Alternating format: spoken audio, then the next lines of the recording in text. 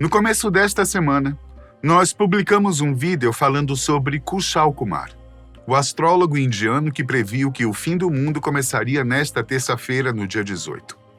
O novo Nostradamus, como está sendo chamado, não disse que o apocalipse se daria neste dia exatamente, mas que este seria o seu início, e que os eventos que aconteceriam poderiam desencadear a ruína da humanidade.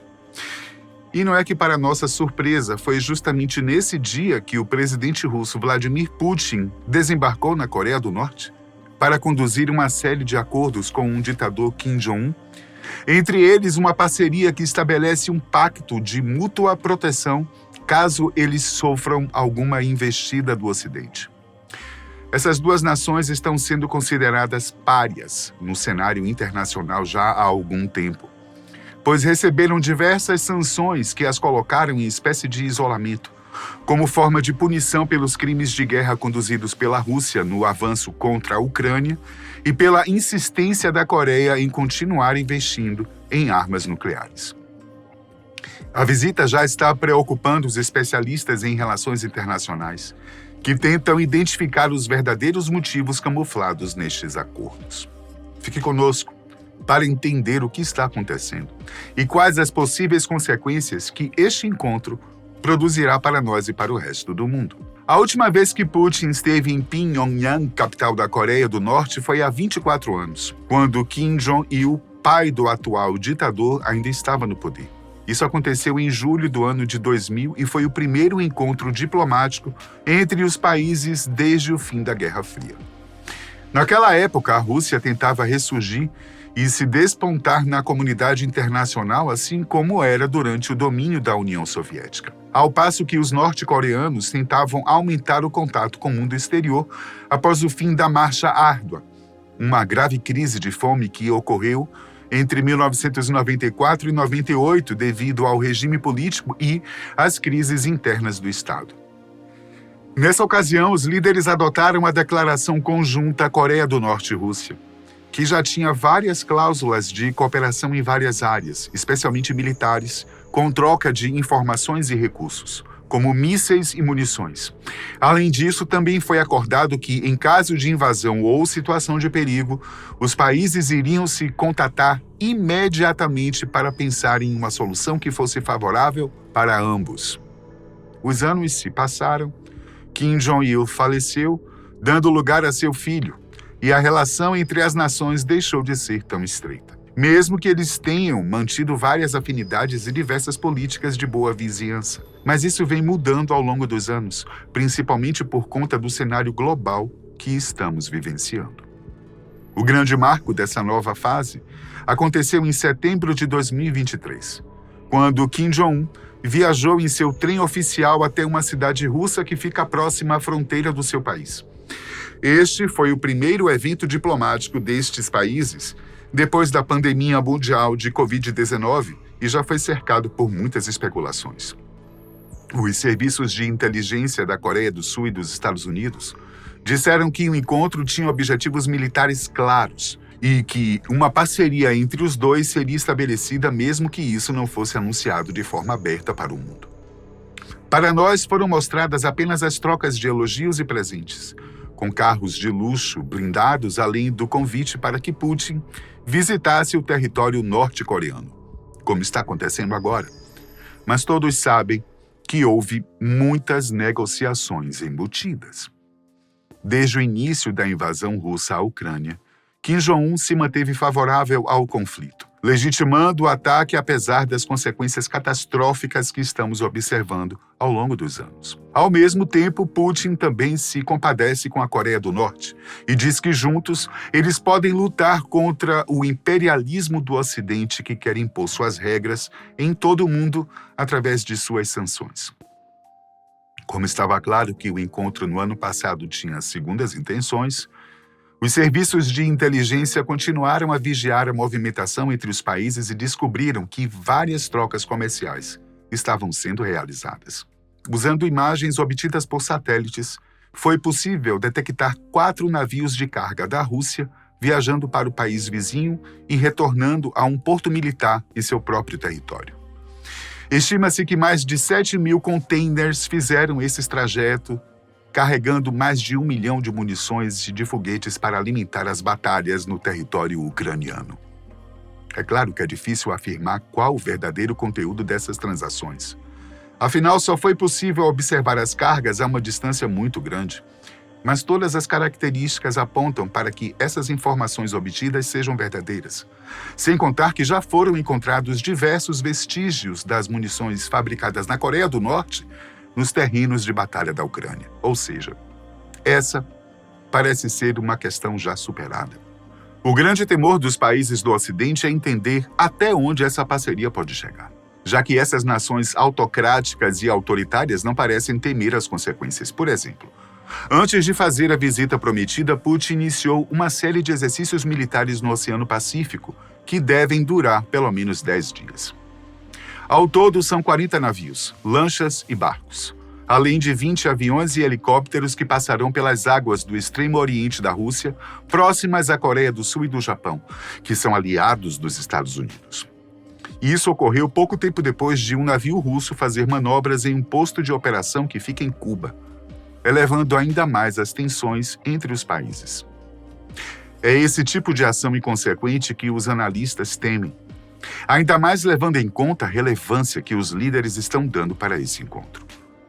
Putin foi recebido com uma grande celebração em Pyongyang, a começar pelo tapete vermelho que foi estendido de seu avião até a pista, onde ele se encontrou pessoalmente com Kim Jong-un, que o abraçou fervorosamente. Isso de madrugada, 3 horas da manhã. A recepção continuou com todas as honrarias que um chefe de Estado pode ter, ou talvez ainda mais. O presidente russo está sendo tratado literalmente como um rei. Os dois governantes saíram juntos no carro blindado que foi dado a Kim Jong-un pelo próprio Vladimir Putin. Eles desfilaram pelas ruas enfeitadas com bandeiras da Rússia ao lado de cartazes que estampam o rosto do presidente estrangeiro. Um verdadeiro clima de festa e celebração. E, de fato, uma aproximação entre os países faz bastante sentido de um ponto de vista estratégico. A Rússia precisa de armas e de outros artigos militares que são manufaturados com certa facilidade e baixo custo pelos norte-coreanos, além de mão de obra, já que grande parte de sua população está concentrada no atual conflito. Por outro lado, a Coreia do Norte necessita de recursos naturais como petróleo, gás, alimentos, que estão escassos em seu território já há algum tempo. Grande parte das dificuldades que estes países têm enfrentado se dão por conta das sanções estabelecidas pelas organizações geridas pelos países ocidentais, especialmente os Estados Unidos, é claro. A Rússia está sendo punida por várias práticas conduzidas na guerra contra a Ucrânia. Aliás, Putin é alvo de um mandado de prisão do Tribunal Penal Internacional. E por isso ele não pode sequer viajar para o exterior, a não ser para os países aliados. Já a Coreia do Norte está sendo penalizada por descumprir as orientações de cessar suas pesquisas, desenvolvimento e fabricação de armas nucleares. Atualmente, eles estão isolados a nível econômico e social, e suas transações acontecem basicamente entre a Rússia, China e alguns países do Oriente Médio. Inclusive, essa é uma das maiores preocupações entre os especialistas em relações internacionais. Eles acreditam que um dos maiores desejos da Coreia do Norte é receber instruções e recursos dos russos para ampliar seu arsenal nuclear, construindo não apenas bombas, mas dispositivos para lançá-las, como é o caso dos submarinos. Além disso, eles também anseiam em construir satélites de reconhecimento mais avançados, pois eles já estão estagnados nessa área há décadas, o que pode comprometer uma batalha travada nos dias de hoje. Mas basicamente todos concordam que mesmo que isso seja tratado entre eles, o resultado das negociações não ficará claro para o público. Ao invés disso, eles vão continuar expressando mútuos elogios e reafirmando como estão próximos ideologicamente falando.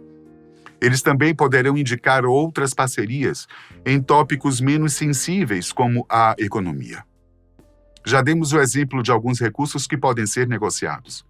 Apesar de que a mão de obra também é um assunto delicado, pois os norte-coreanos estão proibidos de trabalhar em países estrangeiros. Caso isso ocorra, podemos esperar algum tipo de retaliação da comunidade internacional.